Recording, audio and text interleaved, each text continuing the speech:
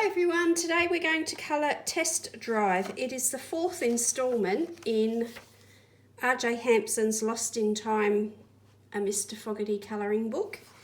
And Test Drive says, time unknown, Mr Fogherty takes the time machine for its first journey.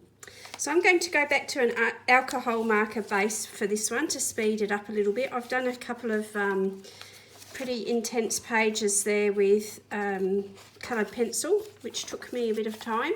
So this one is a bit smaller. It's a smaller composition, but there's still plenty in there.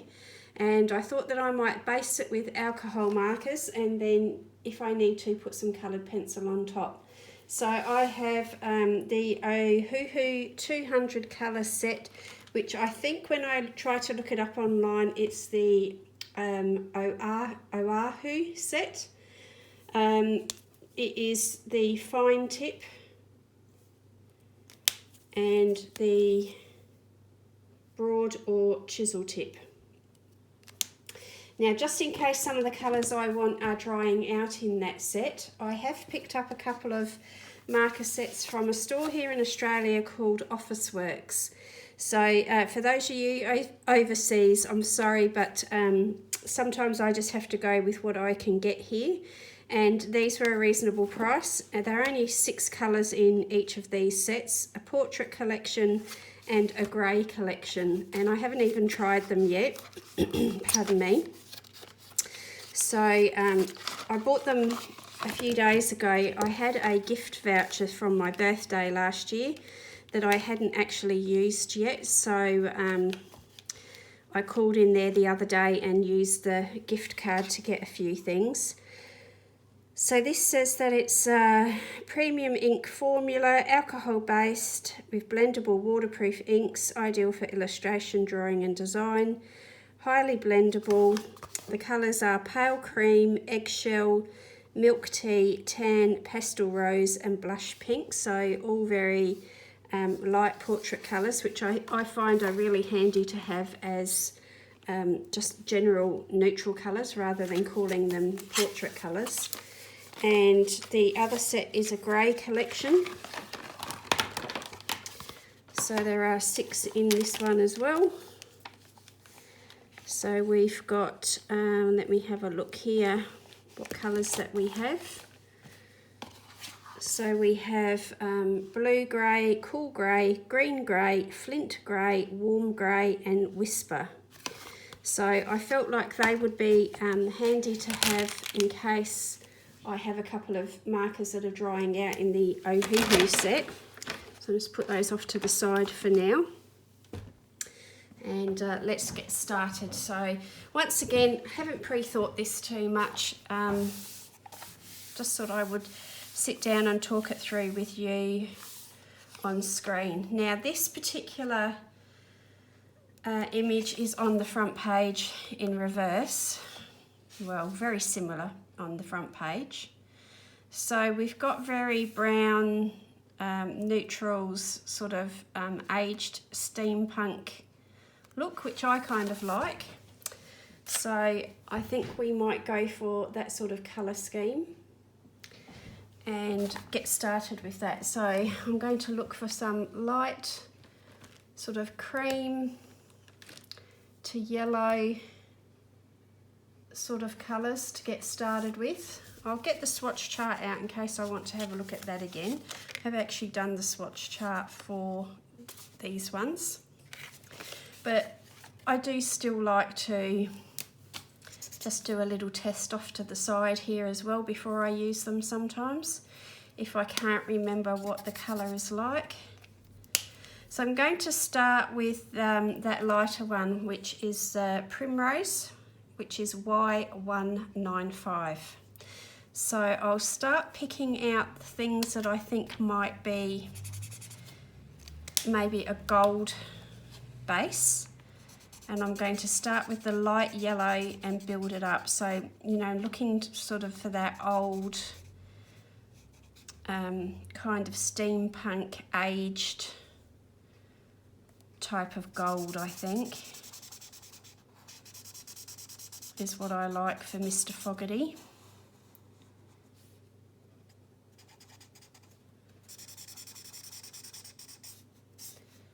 So I've had quite a busy morning. I actually did not sleep at all well last night.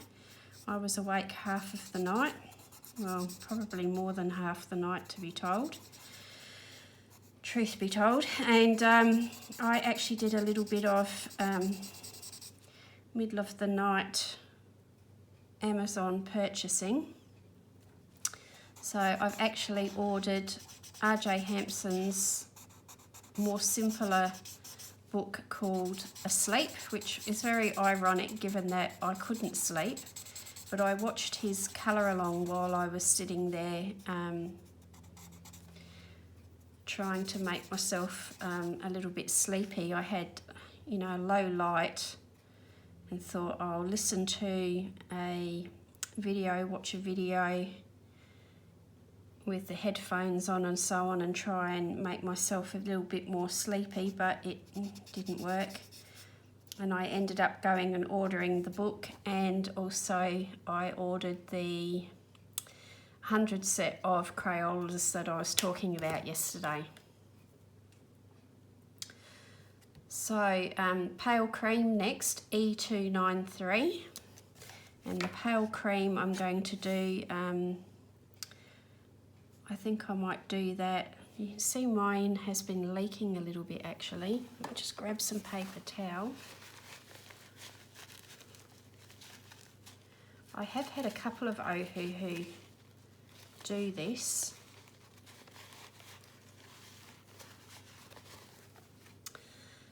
So I thought that I might use this in this area. So I'm looking for sort of yellowish warm tones as a base to start working up some different sort of golds.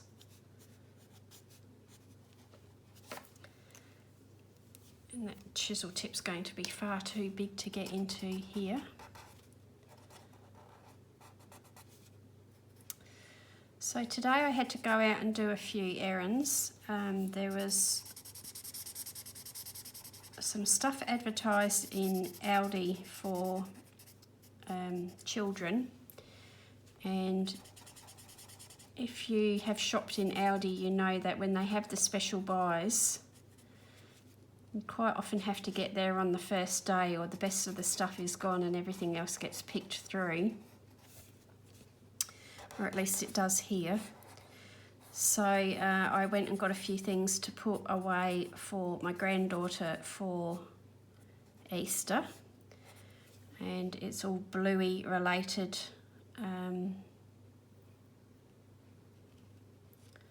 Get myself a bit confused here with what's going on with some of this.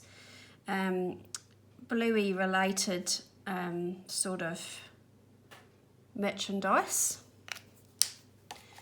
and she was very disappointed recently. This is called Lye Colour, E289. She was obviously very disappointed recently when she was on her holiday up on the Sunshine Coast of Queensland and had the cyclone bearing down on them. So the day that they had planned to go and see Bluey World, which is, I think it's closer to Brisbane than it is to the Sunshine Coast. If anyone lives up that way, you can correct me if I'm wrong. But they had this day planned out that they were going to do, and due to the warnings, I'm just going to leave some areas a little bit white in the centre, and I might actually use some metallic pens or markers on this if I need to. The day they were meant to go, Bluey World was closed in preparation for the cyclone coming. So at 6 years old, she was devastated, because that's, you know, one of the things she'd been really looking forward to most about their holiday. And of course they ended up spending, I think it was the last three days with very little that they could do, because all the tourist attractions and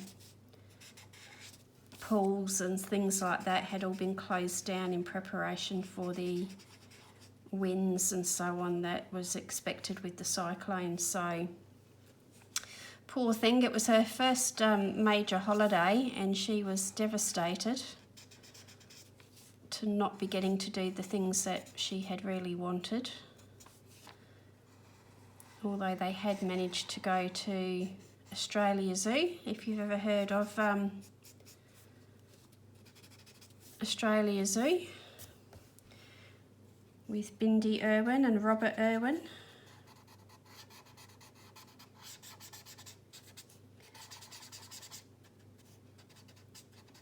And their father, of course, tragically died far too young. But Australia Zoo is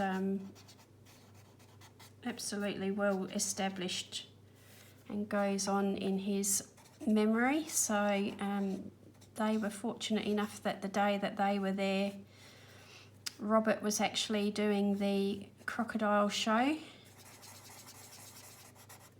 And my granddaughter's mother at least was very excited to see Robert doing it. Evie didn't really understand what all the excitement was about, I don't think, but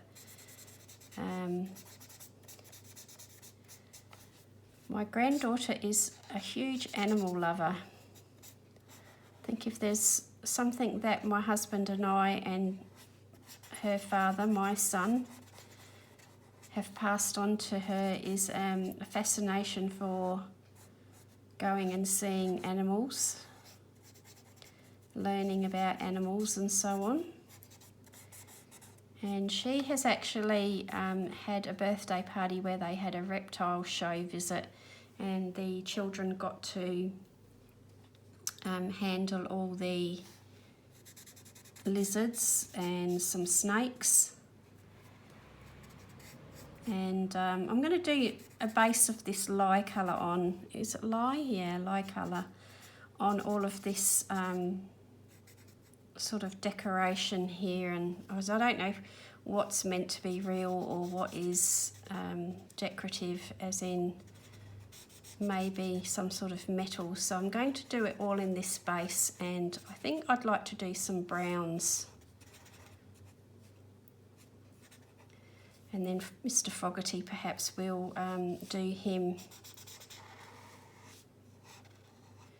in a bright outfit. And unusually I haven't started with Mr Fogherty today. You will have noticed that recently I start with him quite often. But I'm feeling like getting started with all these sort of neutral, natural colours. So yes, she was very keen to handle the lizards and snakes, no fear at all, which is good on one hand and worrying on another, because we have to keep telling her that if she ever sees a snake in the garden or, you know, in the school grounds or somewhere or a park, she is not to go near it, just in case it's one of the dangerous brown snakes. But she has no fear, and it's the same if you go into a petting zoo. She has no fear of any of the animals. You know, emus, goats, kangaroos, whatever. She will march right up to them and want to feed them. So she likes to watch some of the vet shows that we have on TV. There's one that comes from the UK with the people that are in Yorkshire, so similar to the Yorkshire vet. And she loves to watch all of those sorts of shows, and she says at the moment she wants to be a vet when she grows up, but you know, she's 6, that might change. She did make us laugh that at one stage at school they were starting to do some science experiments, and she told her mother that she would like to be a vet, but on the weekend she might be a scientist. So we had to laugh at that. And apparently Granny can be the receptionist in her veterinary surgery, taking the phone calls. I've been told that I'm allowed to do that job. So that was quite amusing. You know what children are like at that age. They like to spin stories and also believe the stories that we tell them. So, okay, E440 is bronze and it is quite a bit darker, but I'm going to introduce that into some of this outside area, and from dust will get introduced at some stage as well, I think. So let's just work with the lye colour and the bronze. Bronze is E440. So I'm going to just take the caps, loosen the caps off, and start to put some little areas in that are a bit darker. So I've got the lye colour as the base, and then I am adding bronze, and then I'm blending that while it is still wet using the lye colour again. And I'm just doing really simple basic shadows at the, at the base of things and behind the flower petals and so on, to just establish a little bit of a 3D effect maybe. So I'm going to use Russell's line work as a bit of a guide. He's got a few hatch marks that indicate that there could be some sort of shading or some sort of texture. So while that darker colour is wet, I come back with the lye and blend it out.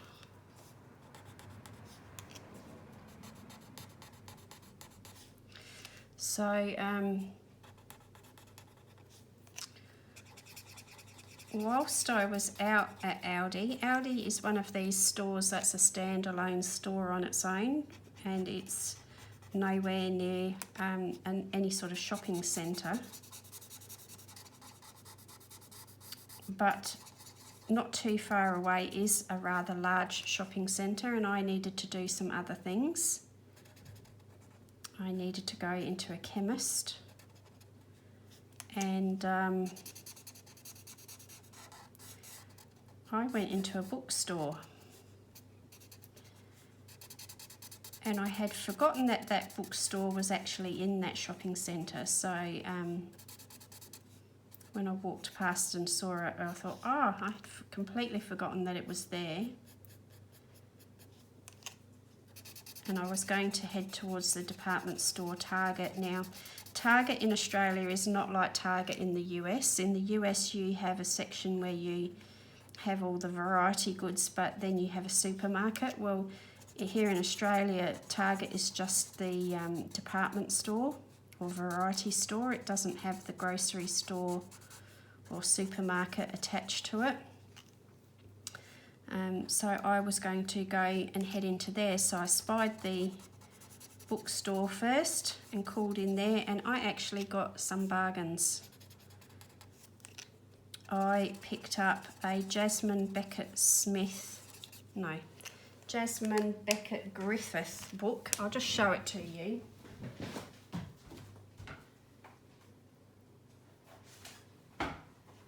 Jasmine Beckett Griffith, sorry.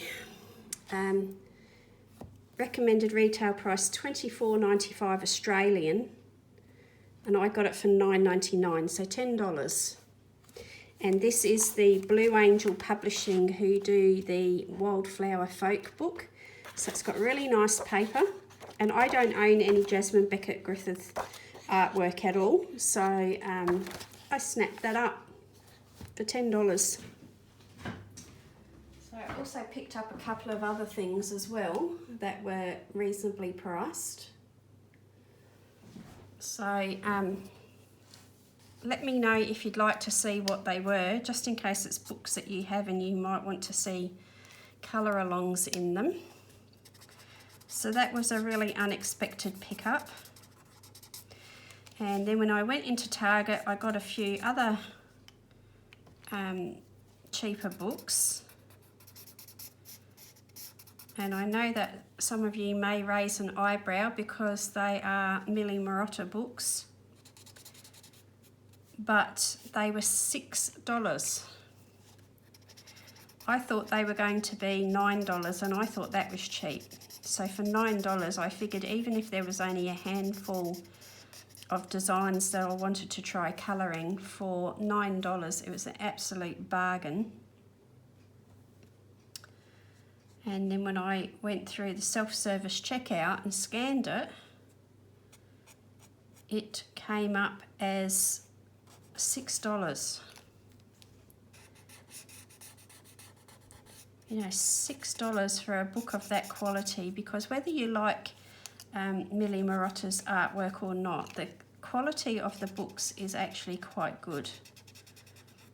I think the company is Batsford or something like that, that prints it, and it is decent quality paper. It's not an Amazon printed book. So for $6 I couldn't leave that sitting on the shelf either, so I picked up a few books.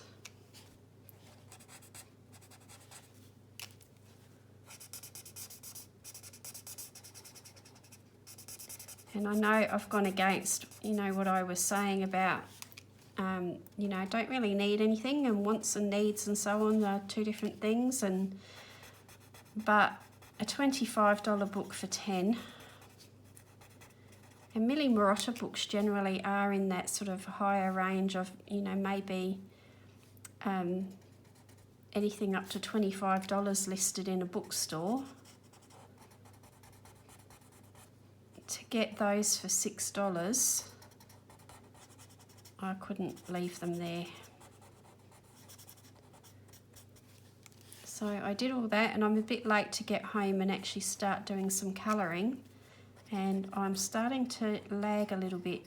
The sleepless night is starting to catch up with me, so that's why I thought I'll do a nice quick and relaxing colouring that maybe won't tax me too much, hopefully. We'll see. Famous last words. And we'll see how it ends up. It could end up a shocking result.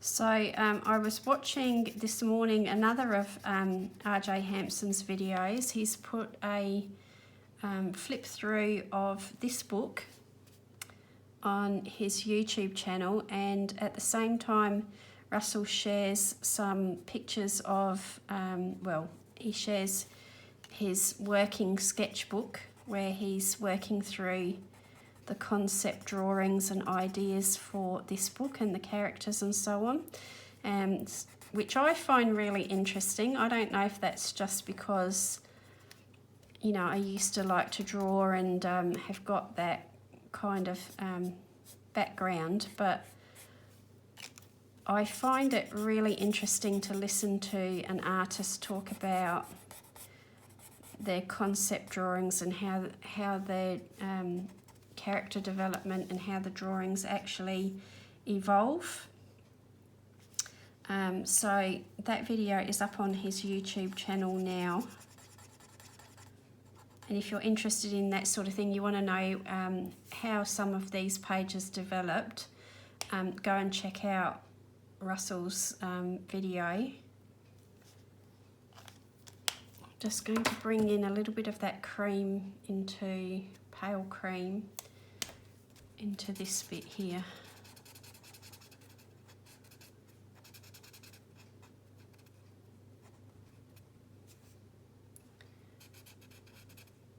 And behind there. So this is part of the time machine.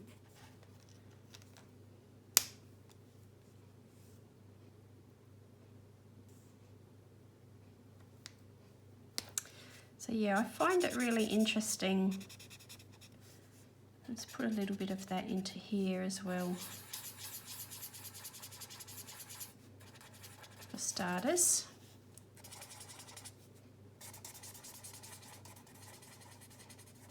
I want to stay with this kind of aged, weathered sort of look, I guess. So we'll work on that concept for now.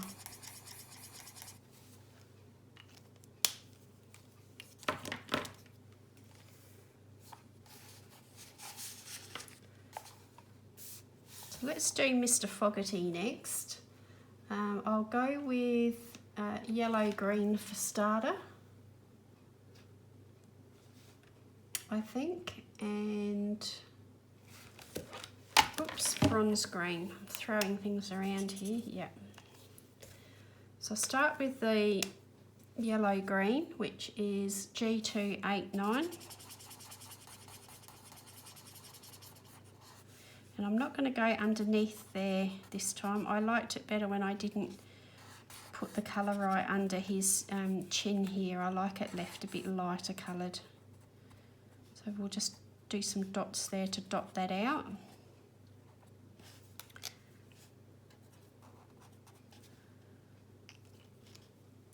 So I'm quite interested in hearing how Russell develops his characters, and I think it's really very generous of him to share those thoughts and ideas with us on his YouTube channel like he does, because it gives you a whole different perspective on the books. And there isn't that many artists who are doing that, so he's building quite a nice community of people that enjoy his work and look forward to seeing his work now. So there are some of us who are quite happy and grateful that he's doing that. And the concepts with the purchasing colouring packs and things like that, if you don't want a whole book and you don't want to be printing off a whole book, you can purchase the colouring packs and colour in with him, you know, follow him with his colour alongs, and basically just buy what you need. So he's really thinking about how to meet the needs of people who enjoy his books, which I just find really admirable in this day and age. And so many people are just out to make a dollar out of us. It's nice to see somebody who, you know, creates such a nice product for us, but is then also interested in building the community of people that enjoy his work.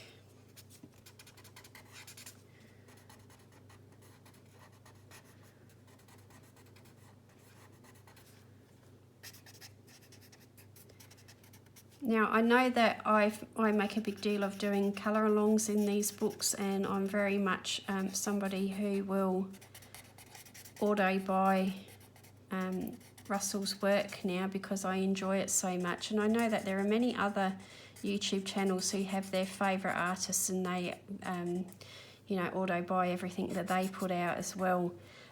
But I'd like to make it quite clear to everybody that I have no axe to grind. I have no what do they call it, no skin in the game, so to speak, other than I enjoy this work and I enjoy colouring it, and it's very easy for me to do these colour alongs for you when I'm colouring something that I enjoy. If it's not something I enjoy, it would be quite a bit harder to sit here and do this. So that's the main reason that I share these books so much. But I certainly am not trying to encourage anybody to buy anything that they can't afford, or, you know, weren't thinking about buying in the first place. I'm going to use yellow grey, YG030, and I'm going to do all the areas that I think are metal. I'm going to start with a base layer of that yellow grey.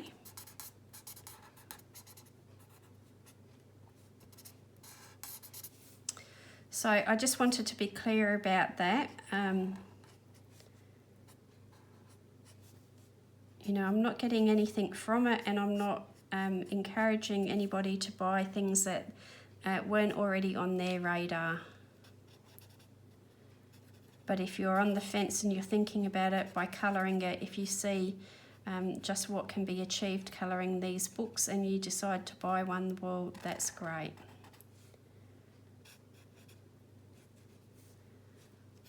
But I'm certainly not hoping to encourage anybody to be spending money if it's not already on your radar to do that. I'm just looking, this whole thing here has got me a little bit stumped, so I'm going to put a bit more cream in here. It's a bit like the yellow brick road, the way that it's winding.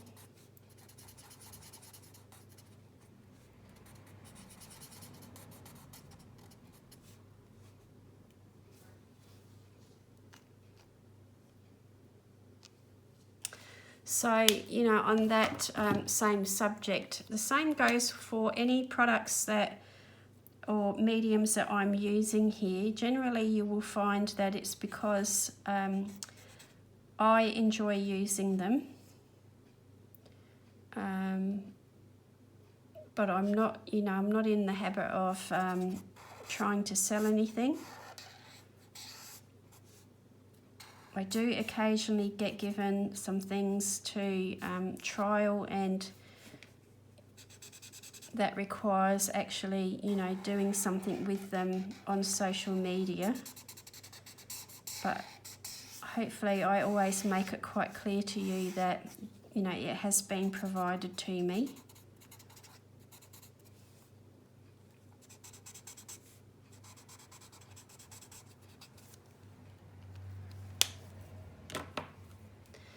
So that yellow grey, have we got a lighter yellow grey than that? This one was 030. I don't think so, but there is a, oh yes there is, sorry, there's, oh no, that's a green grey. There's a neutral grey, which is CG022. I'm going to use that. It's probably going to be very light. Yeah, it's a little bit more blue, and it may not show up on the camera that great at the moment, but that's much more blue than that yellow grey was. I just want to start getting some different bits of contrast.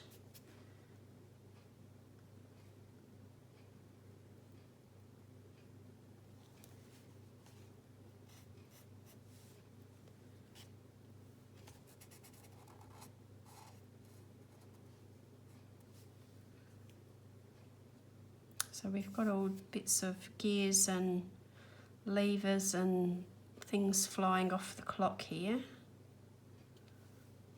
So let's leave those aside for now. I think I'd like to make him with a bit of a bluish green type of outfit on. Let's go for this one is mint green light G473. So this will be quite a bright colour for a jacket for him.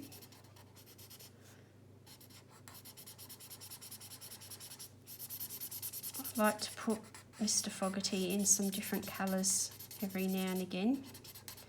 And if the rest of it is all very neutral and earthy, I'd like him to stand out.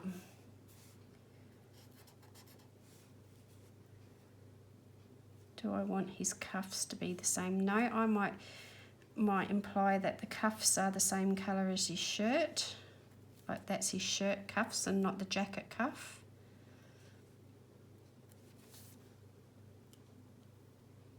And we might do his hat that same colour.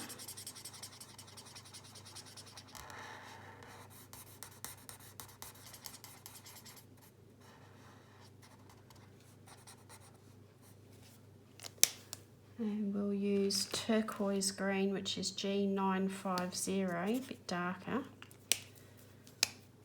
for the edging on the brim of his cap there.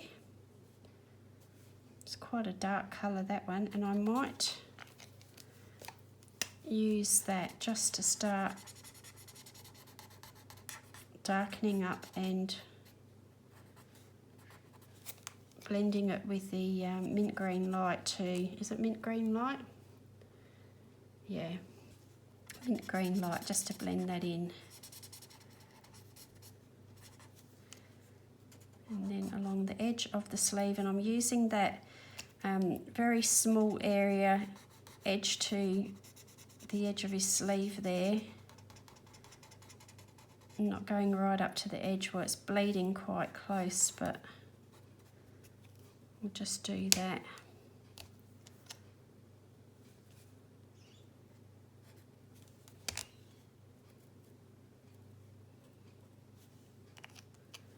And that just gives us a little bit of detail and interest instead of all one colour.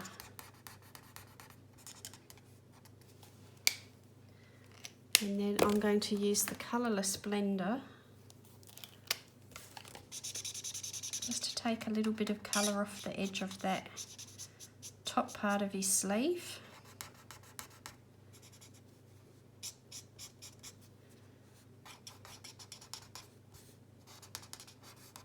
And just for a bit of detail on that cap. And I'd like to do his shirt not necessarily white, but just sort of off-white, very light colour if I can find the right colour for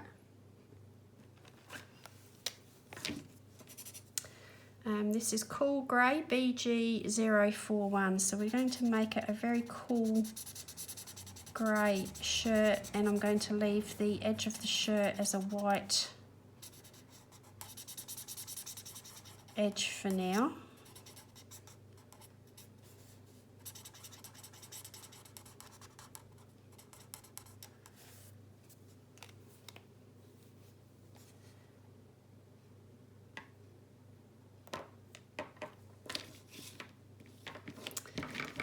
Okay, now the bronze. I'm going to use the bronze to do the straps on his goggles.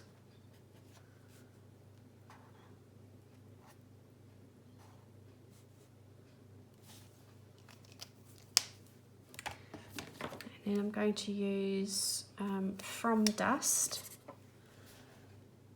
to actually go around the goggles themselves.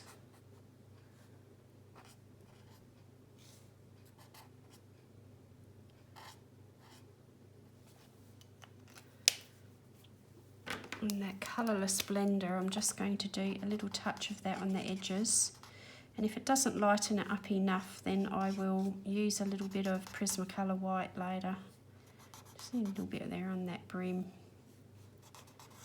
And a little bit there on Mr Fogherty's nostrils there.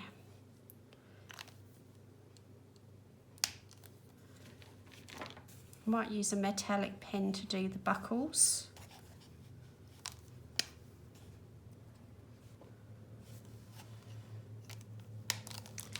In that very light grey, the Cool Grey 041 or BG041, just going to put a little bit of shape to his eyeballs and maybe a little bit there.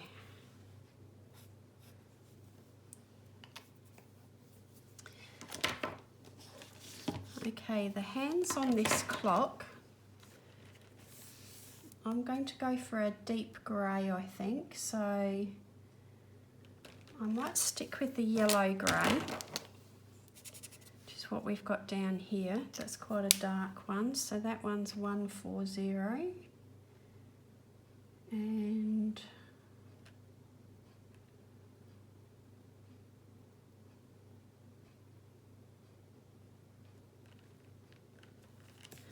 I've got yellow grey 040 or 040.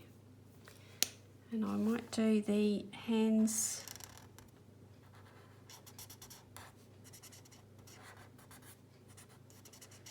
of the clock in that first. And then with the YG 140, so yellow grey, that's a bit deeper. That's what I'm going to do.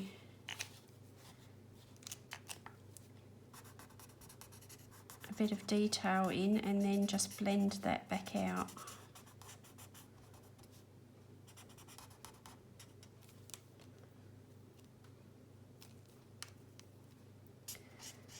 So the lighter shade first for a base, and then a little bit of the darker, and blend that back out with the lighter colour again.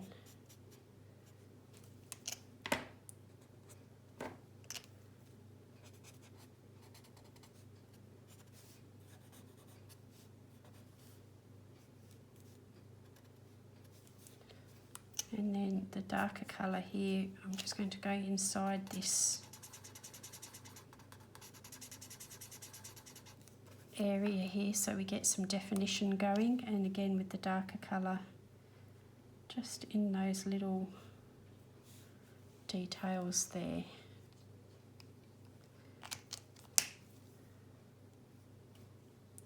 So the very pale grey, where did that go again? The CG022 neutral grey. Let's do that on the front side of this.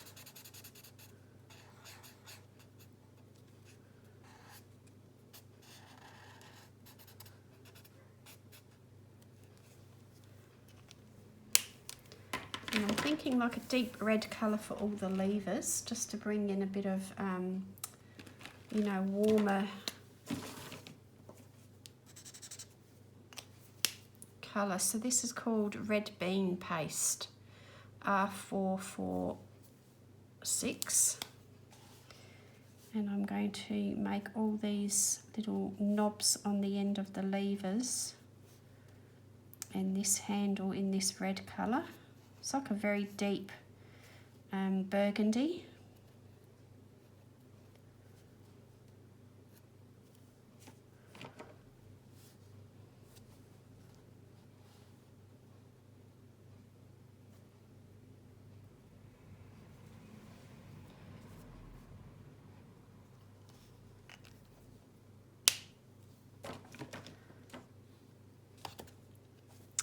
So I think the bit where the numbers are, we'll leave that white.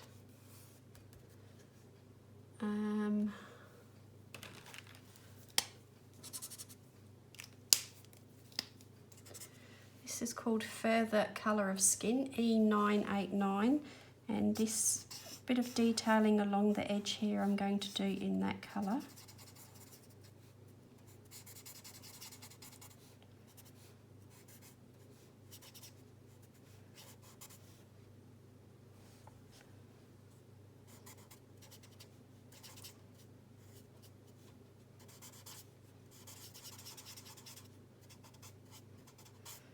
And there's some numbers there, so we'll just go around those.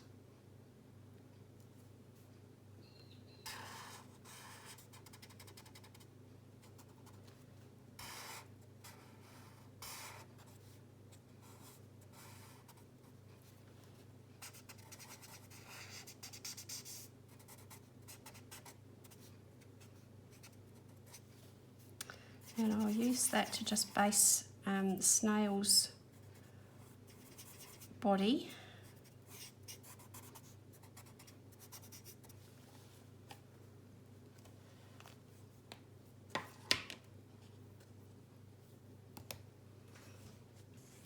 This little part of the time machine, I don't want it to be as dark as that red bean paste, so I'm going to bring in a red. What sort of red is the question? This is geranium, which is R865.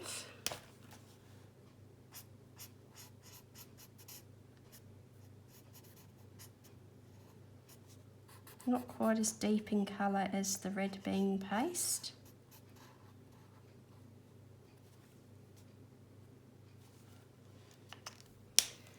Okay, so now with some of these greys again, let's collect up some of the grey. Neutral grey, that's CG022.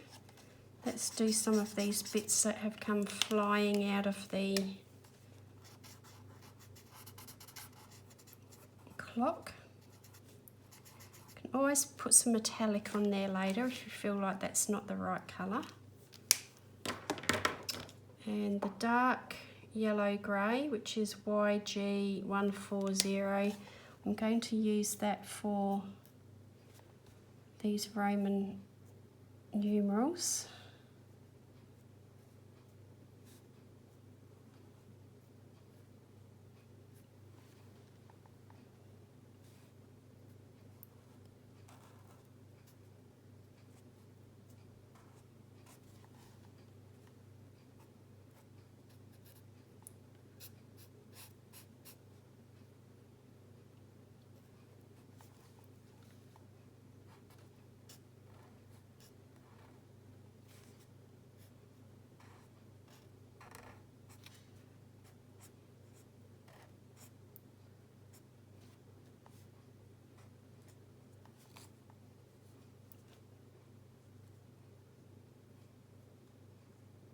And these are the numbers. I'm just going to use that darker colour on there as well.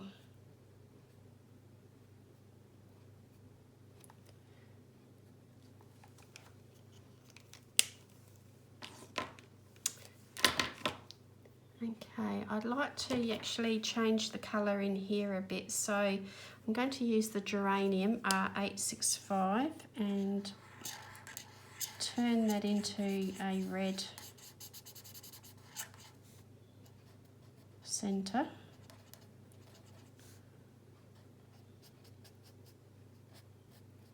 So I've just left a little highlight there, and then I might put some Prismacolor white over that. Same with these other things, I'm just leaving a little area for creating some sort of highlight on there. That can stay that colour for now.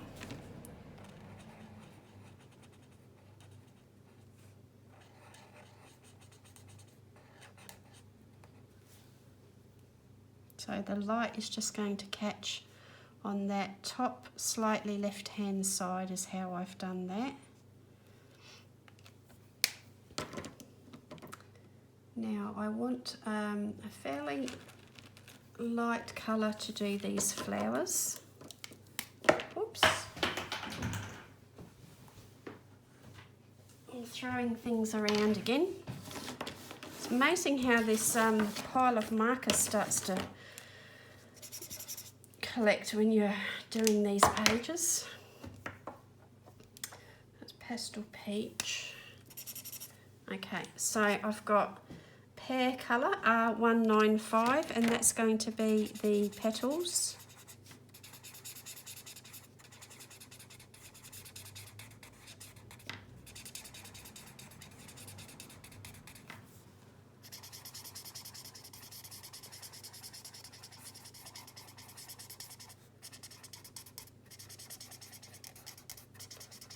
I'm going to sneeze, I think.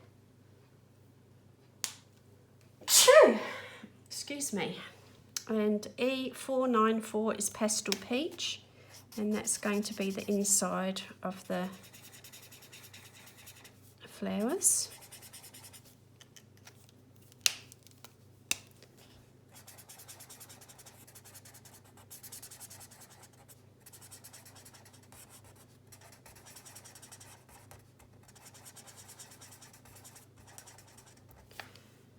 I'm going to do snail a bit different today. I'm going to actually do snail with the base of that pastel peach as well for his shell.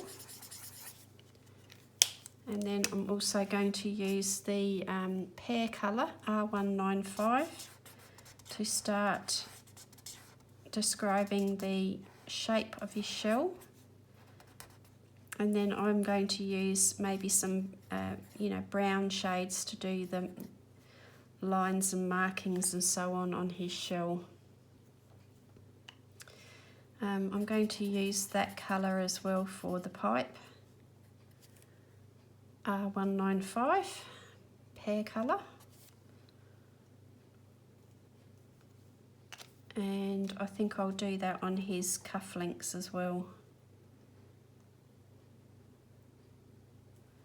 I'll actually do that as the edge of his shirt for something a bit jazzy.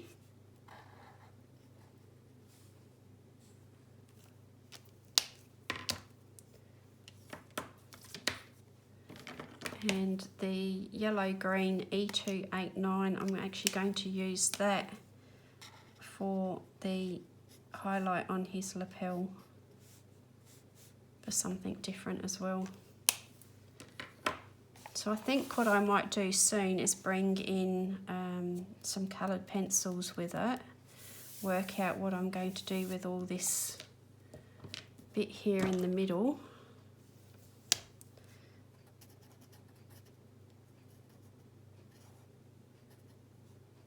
Because I've got no real idea what I'm doing with that bit yet. So I've missed a little bit of the hands of the clock.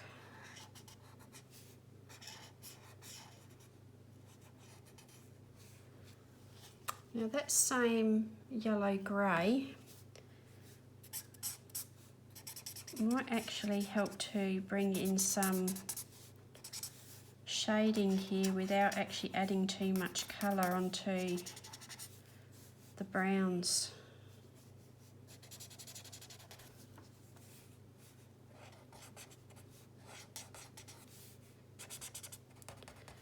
Just all these little areas where Russell's put some lines is where I'm putting that bit of detail.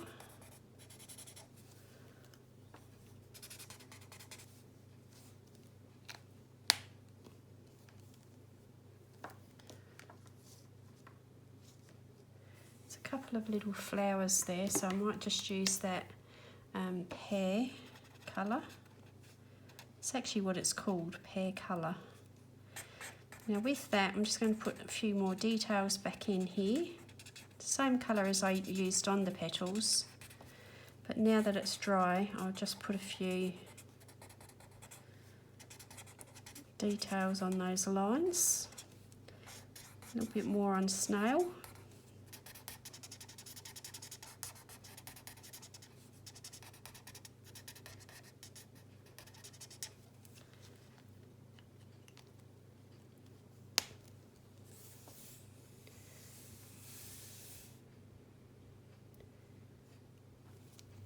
That might actually be, let's put a little bit of pink there.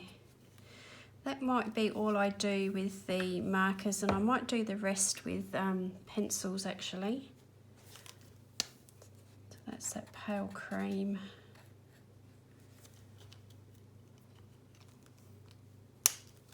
Yeah, so just bear with me while I grab some pencils.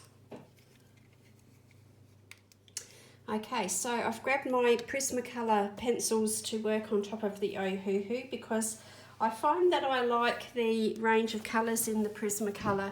They work really well alongside the Ohuhu. But also there's that great range of the different greys. You've got warm greys and cool greys and so on that work really well with well, you know, the Prismacolor are a nicer range of the greys and so on. Plus I like a lot of their neutral colours like ginger root, for example, and eggshell.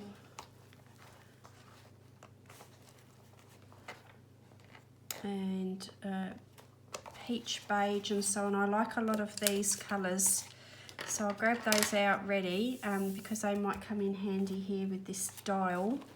And then I really got to work out how I'm going to do the gold or the inside there and tone that down. To start with,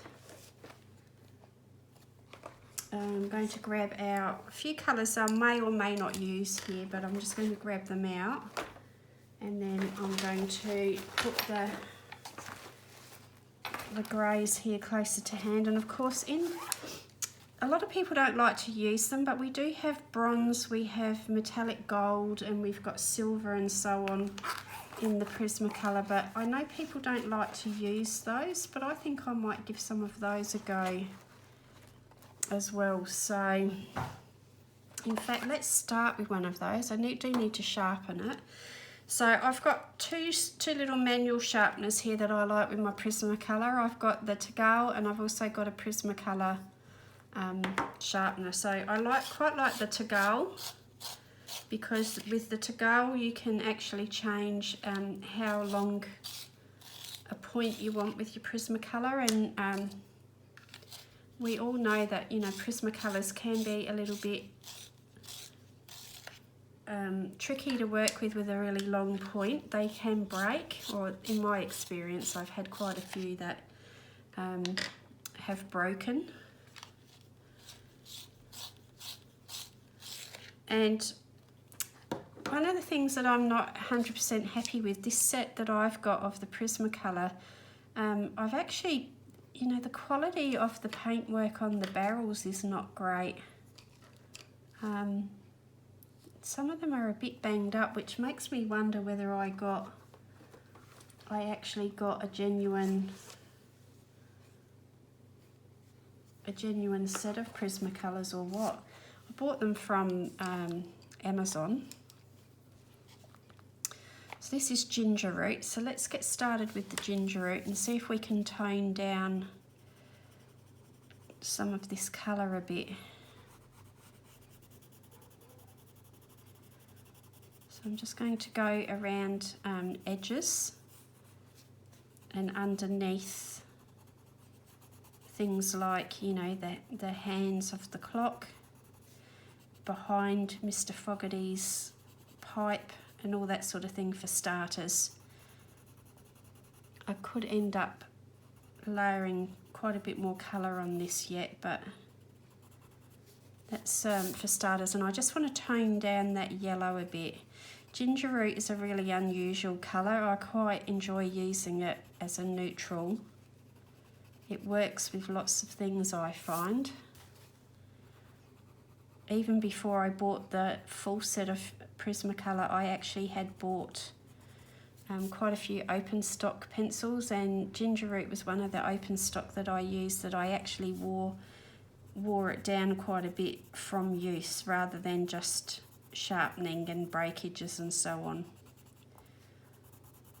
So we all tend to have, you know, certain colours that just, for whatever reason, appeal to us and seem to work for us in many situations, and they become go-to colours. And I wouldn't mind leaving a bit of texture in here either, so I'm not going to worry about blending all of that too much just yet. Now the bit that's a bit too orange, I might actually try using the bronze on here and tone it down with the bronze. That was actually pale cream, but it does not look like cream, does it? It's gone very orangey. So let's just tone it down with the bronze.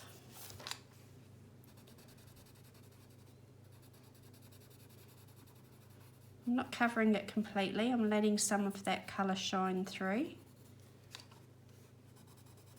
In this instance, I will be covering up a lot of that, just because I don't like it. I don't think it's worked that well as a colour, but I am going to allow some of it to come through, just to influence how the bronze pencil here looks.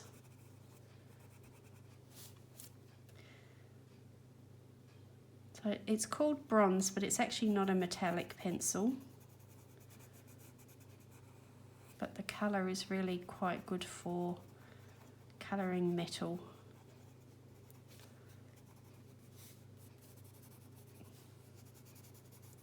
I'm just going to lightly go over that. So where, you know, if I was colouring with this straight up, I would have white showing through those texture.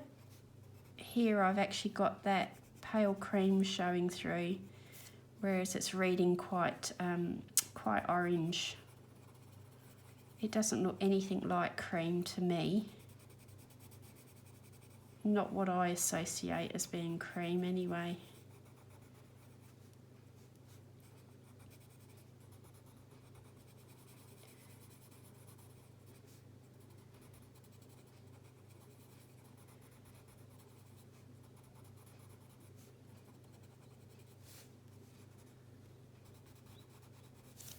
Yeah, I'm feeling a bit happier about that now. It's taken that bit of orangeness away, hasn't it?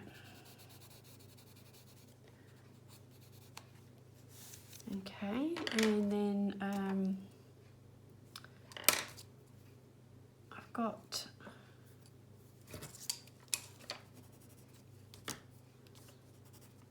peach beige, and I'm just going to go over a few areas where I think I might like that to lighten up a bit, whether it's not really doing a great deal, but it's a little bit lighter. Just in a few areas where I might have the light catching things. Because remember, we can do flat colouring if we want to, but in this instance I'm not attempting flat colouring, so I actually want to get a bit of variation in the colours to start making it come alive and bring some areas forward and some areas back.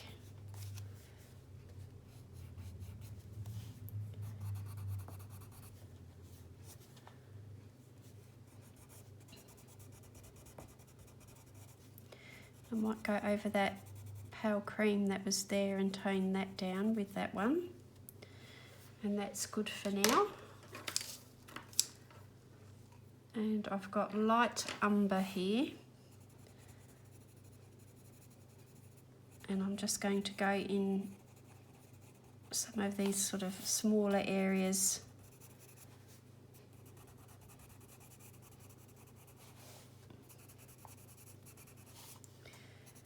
And it's not as dark as the darkest colour I had there as the shadow, so it's a bit of a midway point that's helping blend some of those things out a little bit better.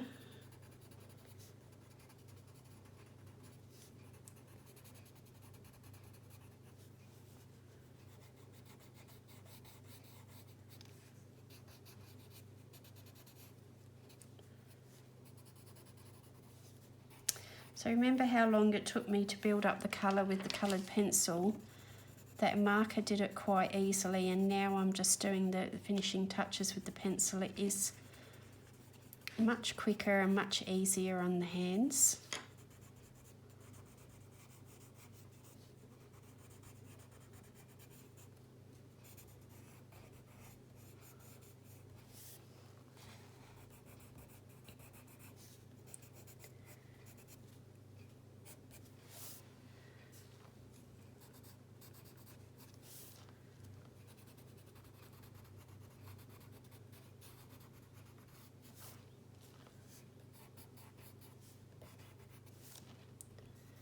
I'm going to bring some of that into this area as well, because that will just knock that back a little bit further.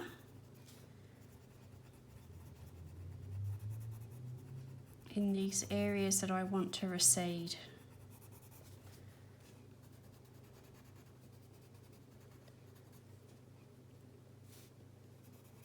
So it's got a little bit more colour to it than what the bronze did. Although I worked with the bronze very lightly, to be fair.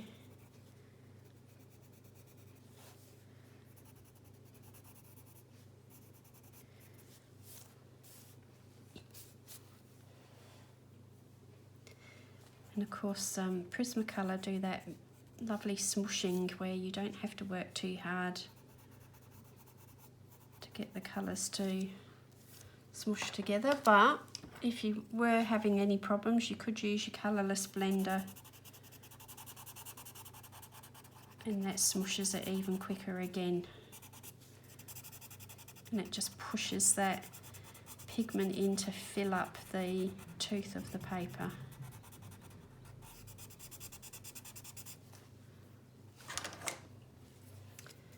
Get that brush, lots of pencil crumbs from the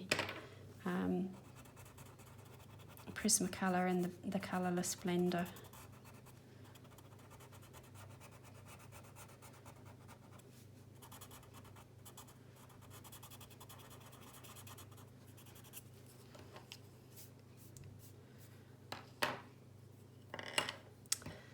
So we might go for a little step darker than that again. So what did I use on that? That was the raw umber, wasn't it? Light umber.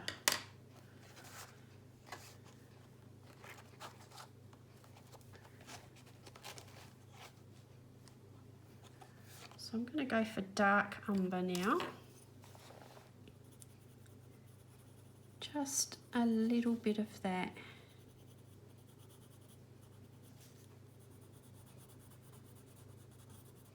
And it starts to bring the drama in, you know, that contrast, the most dramatic contrast that you don't want it everywhere because then it loses its impact.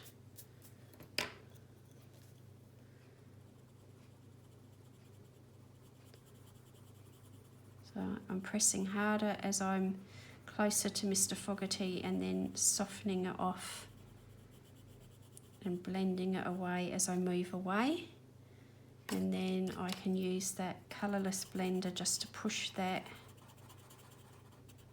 further into the paper and smoosh it with that other layer. Very technical terms here, isn't it?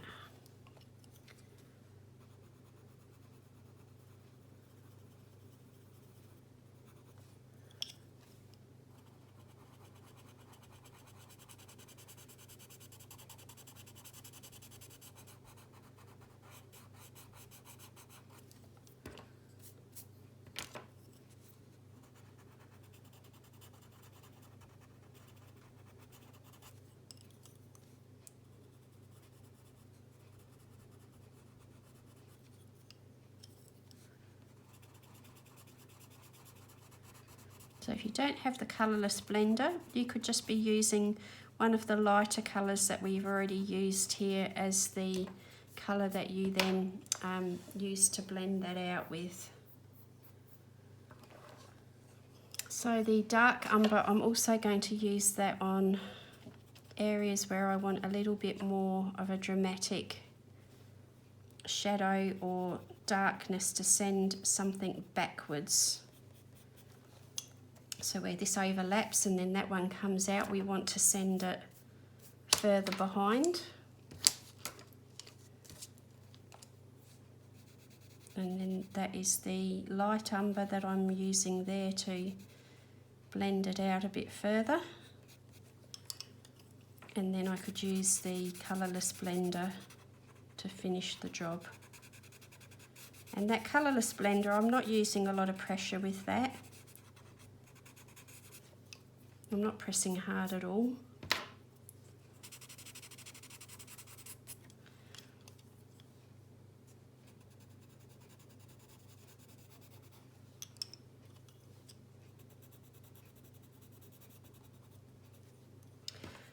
So I don't want to cover up all of Russell's line work too much. I want to leave suggestions of it there. So I'm just being careful that I don't totally obliterate the line work there, because I actually quite like having the dark graphic black lines.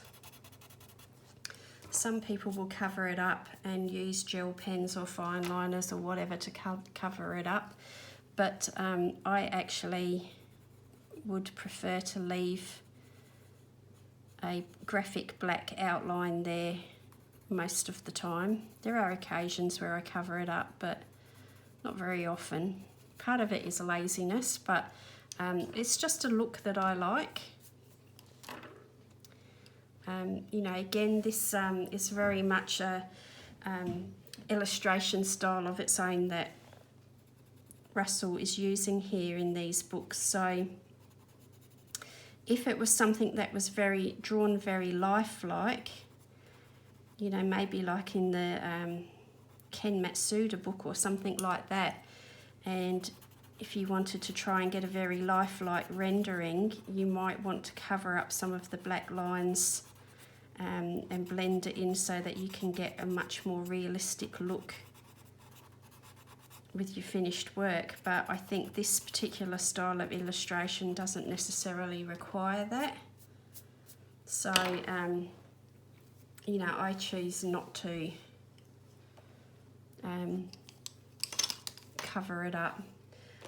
So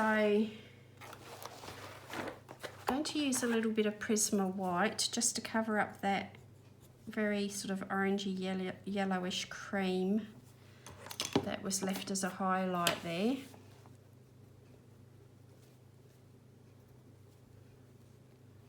The Prismacolor white is pretty good at covering over a lot of colours because it's quite opaque.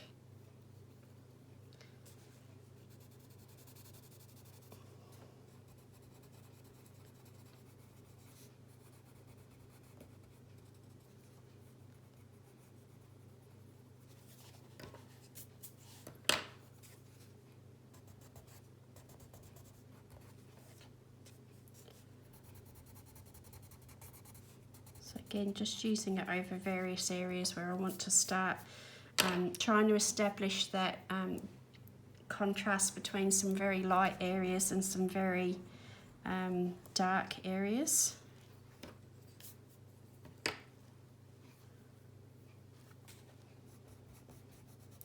And if I put it over some of these lighter areas now, it helps me to remember not to go too dark when I start doing some other shading. You'll find your preferred way of doing it and the order and method in which you end up working, because there is no right or wrong way. You know, there might be ideal ways and there might be preferred ways, but it doesn't mean that we all have to do it the same way. And the more you colour, the more you will find your little natural preference for doing things.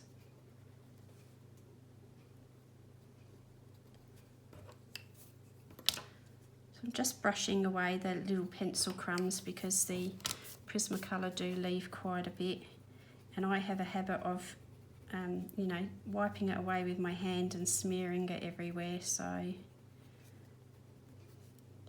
I'm just starting to go around the picture now and work out where I might want some highlights before I get too gung-ho with putting shadows and, you know, forget to leave a highlight, because I do that sometimes.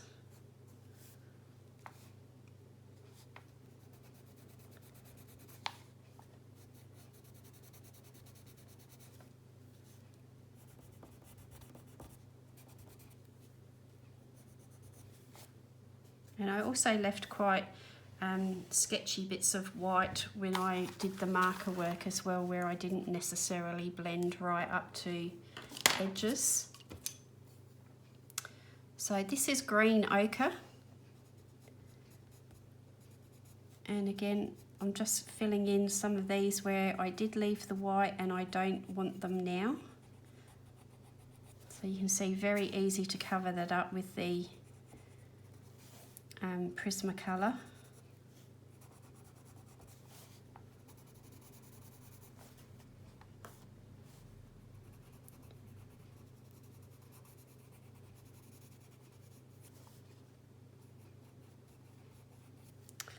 I like sitting here because I can see everyone in the neighbourhood coming and going. be a bit nosy, and it's a time where people are starting to come home from work. And we have some reasonably new neighbours that have moved in across the road. The house is a rental property, and I haven't met the people that have moved in yet, but I've heard some gossip from another neighbour, and I don't know if it's true or not, but if it is true, I'd be tempted to get to know these new people, because the person I was talking to told me that the young lady that lives there works at the Adelaide Zoo.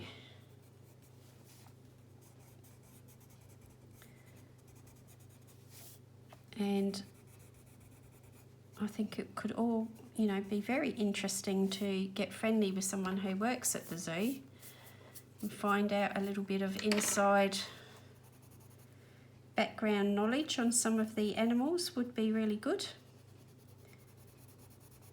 especially if you go when she's working one day and you can pick her brain.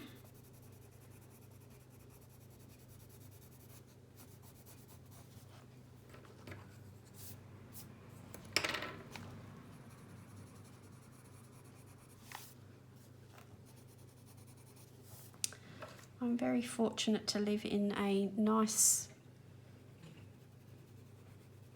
street where, well, down this end of the street where I live, we do all tend to know who each other are, but the other end of the street, obviously we don't see those people coming and going so much, so I don't know any of those too well. But yeah, my immediate neighbours, I do know all of them, and we get along very well, which is always nice. I've had my share of living in a place where we didn't necessarily get on so well with the neighbour,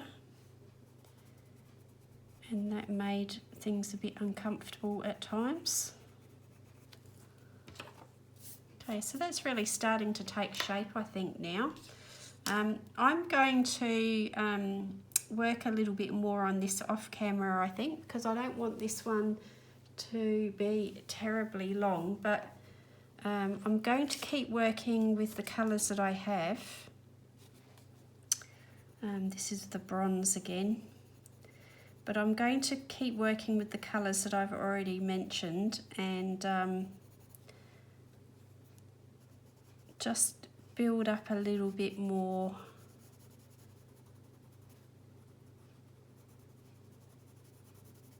colour, I think. Although I think you probably do want to see that as well, don't you? So it's a really fine line between boring you to tears and sharing some information, you know, interesting or helpful information with you. So again, that's the dark umber, and I'm just using a bit around the goggles here.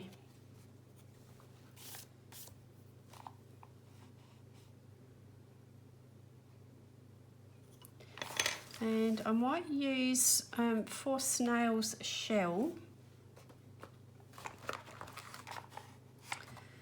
This is French Grey 50%. I'm just going to start to play up the shape of his shell a little bit, and I'm going to start putting a bit of detail in his shell with lines with that. So he's not going to be his usual colour at all on this one, and I will also use that to start to put a little bit more shading in his body. And then we need something a little bit darker, so I'm going to go for the dark umber, and I'm going to need to have this a little bit sharper.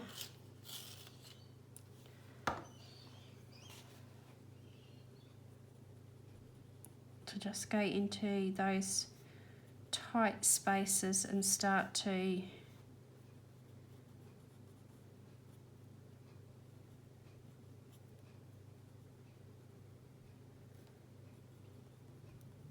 put a little bit more drama into there.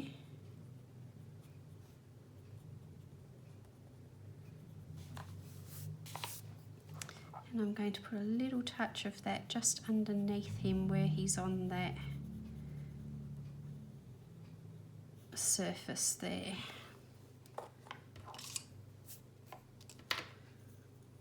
And I'm also going to use that dark umber for doing some shadow on Mr Fogherty as well, because I'm very much at that point where I'm hesitant to bring too many new colours in.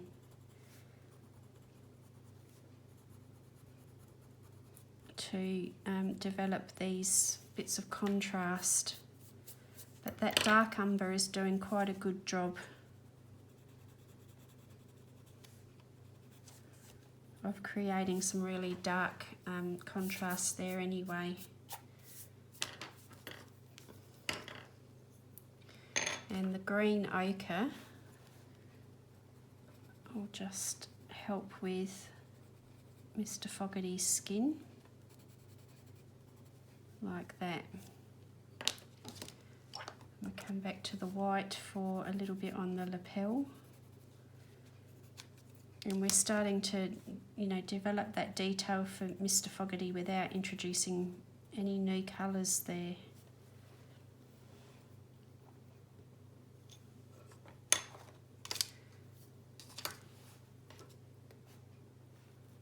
And with the white, I'm also going to put a bit of highlight over this colour.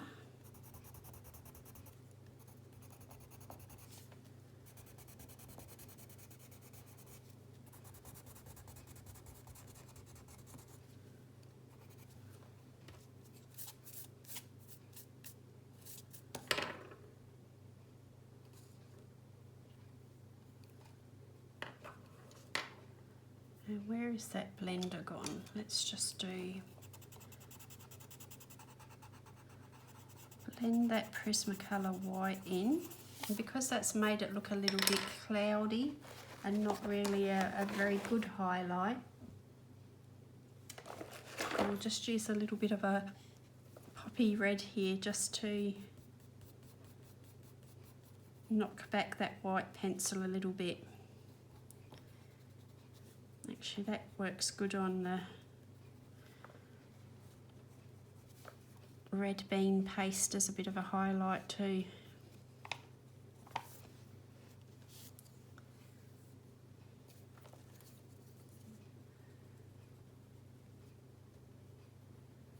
Because remember, not all highlights need to be white.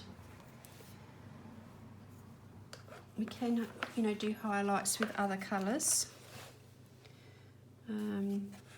And so with Mr Fogherty's jacket, I'll actually use a bit of light green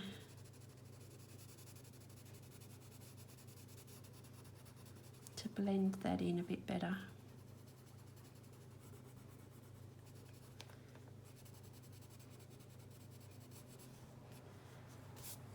And a little bit there on his hat. So I'm just going over the bits where I put the white.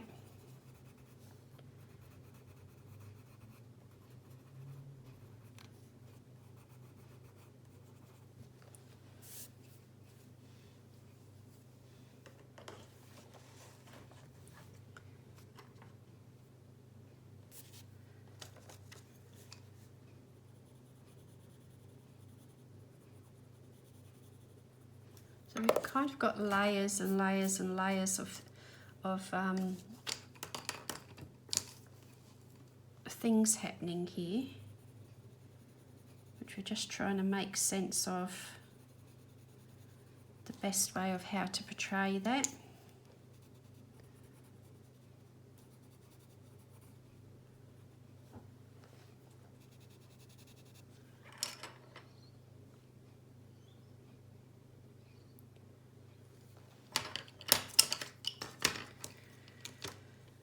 So this detail, that was sort of a lighter neutral.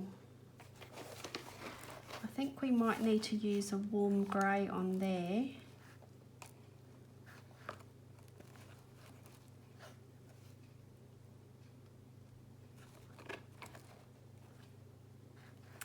What have I got there in the French grey? That one's the 50% French grey. I might use that, and I'm just going to do, not everywhere, I'm just going to do a few scribbles to make it look like it might be a bit aged and a bit scruffy.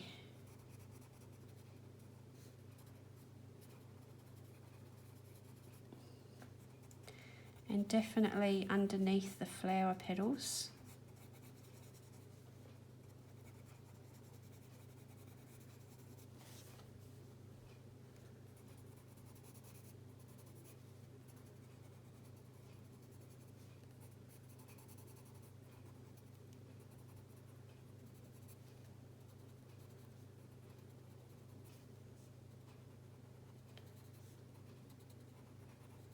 And underneath or behind things.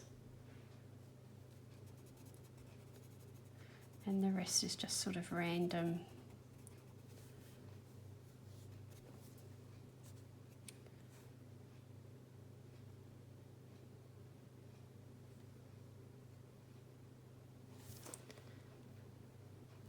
And I haven't actually done this bit in here, but I'll just do a little bit of pencil over that. And I've got to knock back that little bit in here that's a bit orange still.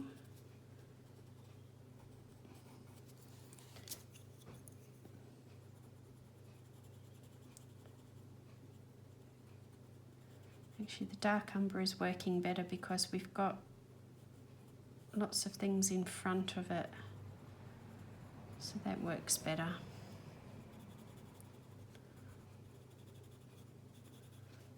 So again, using the dark umber as a bit of a shadow colour.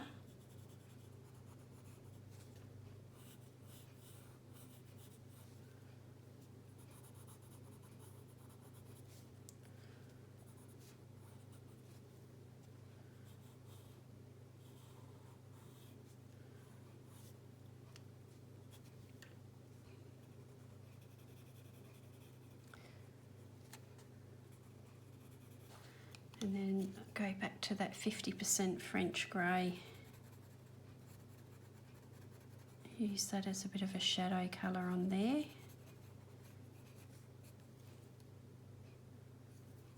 And under snail, where we've got that deep dark umber, we'll just blend that out a bit.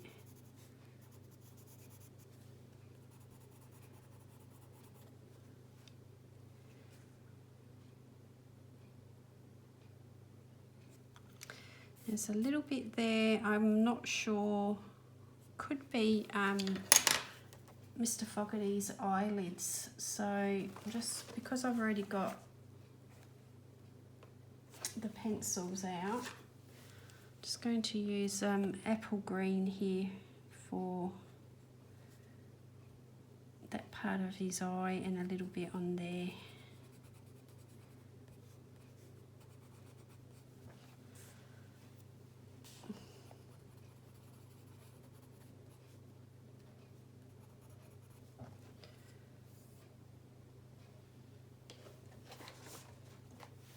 So hopefully he's not getting too lost in here with all of this stuff behind him. In fact, we might go to the French grey to tone down this little bit behind him. It is a bit bright.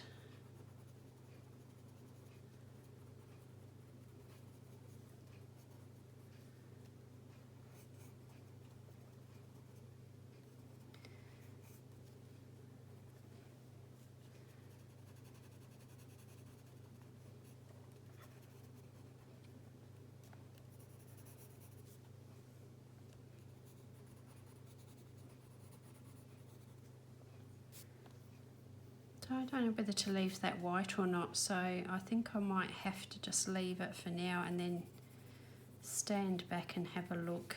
Just a little bit of shadow in there to send all that back, and I might do that button as a darker colour. We'll do the dark umber on his shirt. Now a lighter colour for his spots, I've got eggshell here.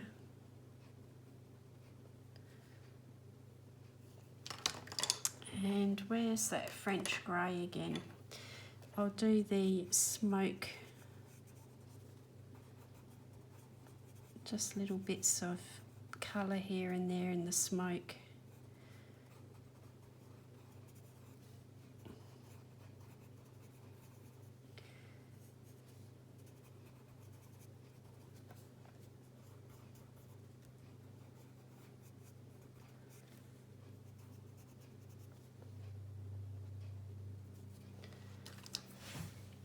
Let's have a look through the viewfinder and see how that's looking. It's starting to take shape a bit better, isn't it? I think I just need to keep working at the contrast for some of it. That's all.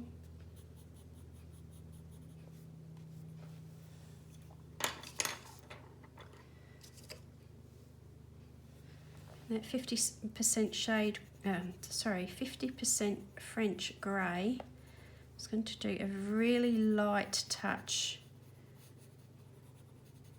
just behind these things, as if it might be casting a bit of a shadow, because it just looks really stark.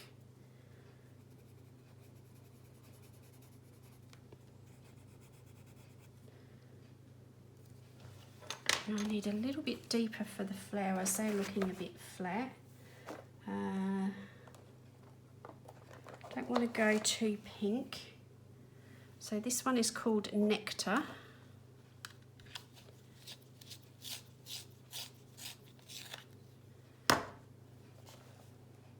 And just a little bit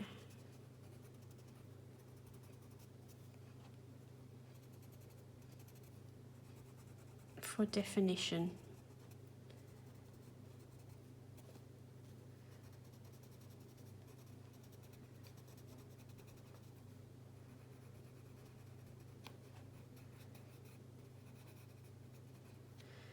And a little bit of that just to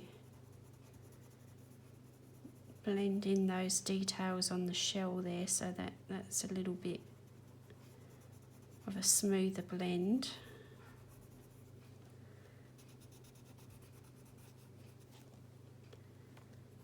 A little bit on the pipe there.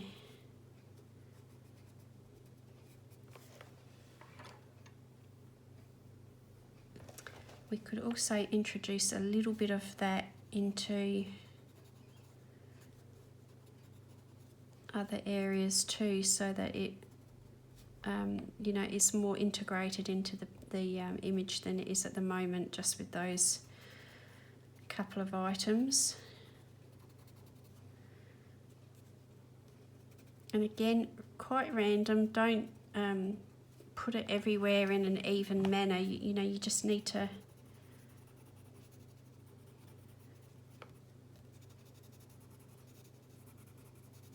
add it in like that.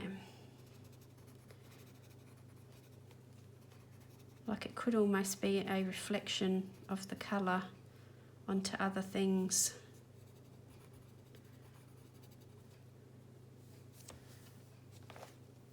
And we might also put a little bit of that around on this thing, the decorative leaf, you know, scroll work and so on.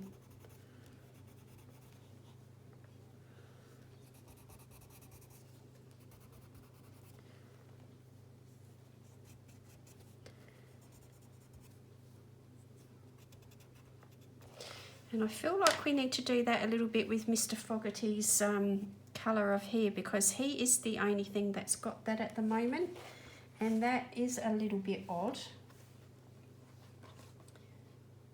So I'm just going to use a bit of cobalt turquoise Yeah, that's a good colour for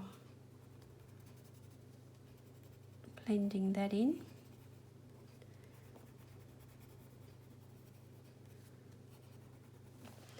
So again, just going to put it into a few little areas, very, very lightly though, not huge amounts.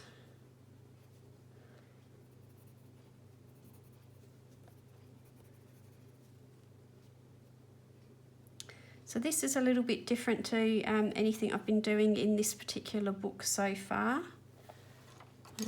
Back to that 50% French grey and just... so far I haven't really been doing much of this with the colour work. But it's just a little ploy to put a few different bits of colour, you know, from the main thing in the image in unexpected places to just help draw your eye around and around the image, because you know, that looked a little bit flat and bland, even though I was using all the methods to try and describe the form. It was still quite monochromatic. So just by adding in a few little touches, and I'm talking about really, you know, really minor touches of it, you know, when you see that, you start to then tie Mr Fogherty to these things. It's not a conscious thing. It's just something, you know, your eye latches onto that colour and then starts to follow it around. So you do need to be careful you don't overdo it, because then you will be making a point of that, and you know, it becomes too obvious. It's got to be quite slight in the way that you do it.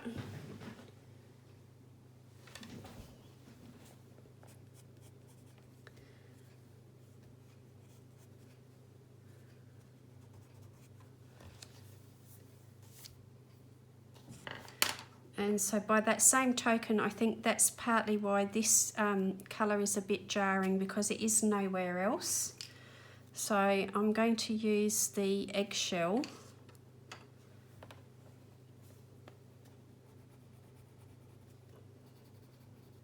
and start bringing that in.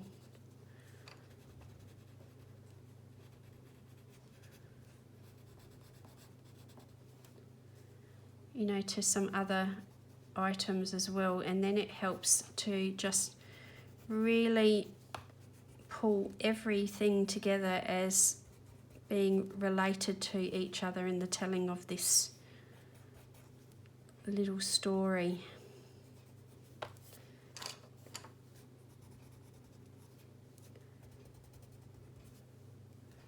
Maybe a little bit into the center of some of those flowers. A little bit into Mr Fogherty himself, so that, you know, again, it ties everything together.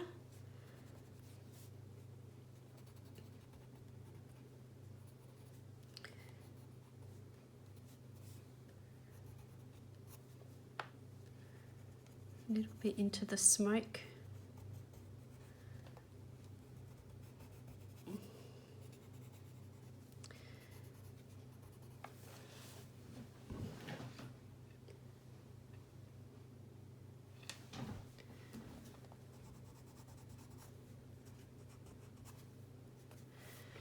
Okay, and I'm going to bring in some metallic gel pen now.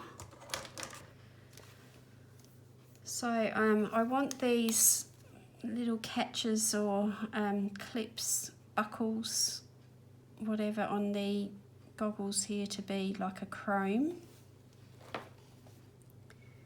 And the same with some of these bits on the contraption here.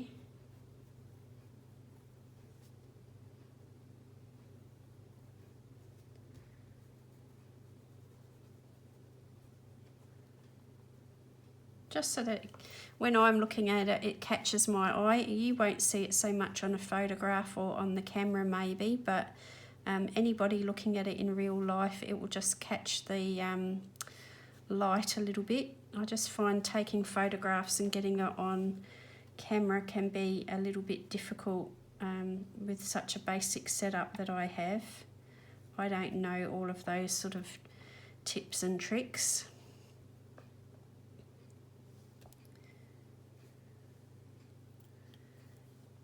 And I'm going to use gold. There's like a line in the middle here, and I'm going to do that.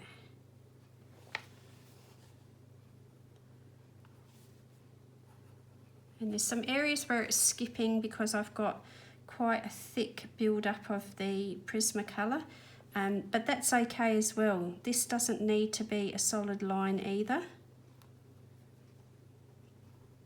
You know, because in real life, if it was an item that had a little bit of gilding on it, that wears off and gets shabby and worn down as well. So it all adds to telling that, you know, shabby story of Mr Fogherty that I like to imagine. A little bit on his cufflink there.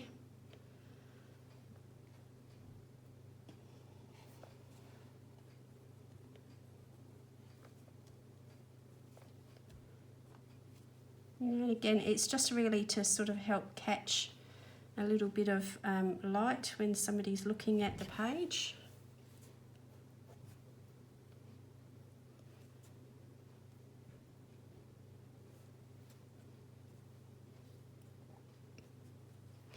And if I surrounded everything with it, it would lose its impact. So by just putting the little touches of it here and there, you have a lot more impact with it. And I'm actually going to put a little bit on to Snail to make him a little bit special. So I'm feeling pretty much like that's close to me calling it finished. I will probably come and look at it a bit later because I'm tired now. It's not best to make decisions about you know, whether it's done or not sometimes when you're tired, because you just want to be done with the page. But it's looking pretty good, and I think I'm pretty happy with the way that's looking. It could just be a little bit of blending here and there is required, but I'm quite happy with that. And it's very different to what I was thinking in my head when I started. I was thinking about trying to make everything look really shiny and gold, but I kind of like the way that that has worked actually. As I say quite often to you, pictures develop of their own accord sometimes, and you might have a loose idea in the beginning of what you want to achieve, but sometimes colours take on a life of their own, I think. So I'm just going to show you up close where I have put all these little bits of colour into somewhere where really it shouldn't be. You know, but it helps to draw your eye around the image a little bit better.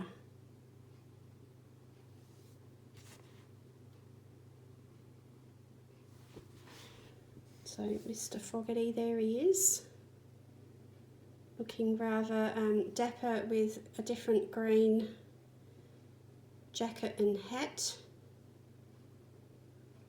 and his salmon pink pipe and a bit of salmon pink on his shirt, and Snail there. And I'll show you the detail, the texture I've left on Snail there. So by doing this sort of thing, it reminds me a little bit when you look at a oil painting, when you see somebody who has done an oil painting or an acrylic painting and they've built up layers of colour, and you get bits of other colour showing through, or you know, when you've seen something that has been painted in layers and layers of paint and different bits start to show through. That's what that reminds me of a little bit. And this thing, you know, isn't necessarily a painted thing, but that concept of the different layers of the colour coming through just helps to draw your eye around a little bit better. Well, I could be kidding myself, but that's what I feel. Okay, so if I do anything different to this, you will see it obviously with the thumbnail picture, and at the end of the month I will share my completed pages for the month, but there won't be a lot different change to it other than a bit of tweaking of details and maybe a little bit of darkening here and there. So thank you for watching again with me today. I hope you've enjoyed it, and I will see you again really soon. Take care, everyone. Bye now. So just as a postscript, I've come back to have a look at this page after some time away from it, and I decided to bring in a little bit of blue, so blue violet lake, so a bit of a lilac-y blue, and I just used it in little areas around on the white where it was really stark white, just to bring in a little bit of a the best way I can think of to describe it is a vibrant shadow. So not necessarily a darker shadow, but some colour that injects a bit of light into those shaded areas. I don't know best how to describe what I mean by it, but I just know that sometimes when you use a darker colour to set things back, it can look a bit dead. And if you bring like a little touch of blue or a little touch of neon sometimes, it just gives it a little something, a little, little bit extra lift. So I use that around in just a few small areas that may not even show up on camera very well, but I can see it, and when I take a photograph it will probably show up, maybe in some areas like that. And then I also brought out the acrylic paint pen. I've got one called Montmartre, and it has a broad bullet end, and it also has a fine tip end, which isn't that fine compared to some gel pens and so on, but I like it. And I've only used it really minimally, just to put a few dots in areas and a little bit of extra something, because I tend to try and not rely, so like, for areas like this you can put a few lines and some, little dots, and I try not to rely too much on the white highlighter. I try to achieve it with whatever I'm using, so whether it be watercolour, markers, pencils, whatever, I try to achieve it in the way that I colour. But if I go over the top and go too dark and I can't bring back in a highlight, then the white acrylic paint pen is very handy for that. And the other thing you can do with the white acrylic paint pen is that, especially on markers and coloured pencils, is if you just put a little highlight back in with the pen, and you don't want a white highlight, but you come back with your pencil and gently take the whiteness off, it will still read as a highlight and be lighter than the rest of the page, but it just won't be white. So when you can't achieve it in any other way, especially with alcohol markers, if the colourless blender's not taking enough colour back out for a highlight, and you've tried the white pencil and so on, sometimes the white acrylic paint can help but look too white, so you just use your pencil over the top of it and knock it back a little bit. So you have to wait for it to dry though. So if I just, for example, put a line up there, we'll have to wait for that to dry, but that's too white. I don't want it that white.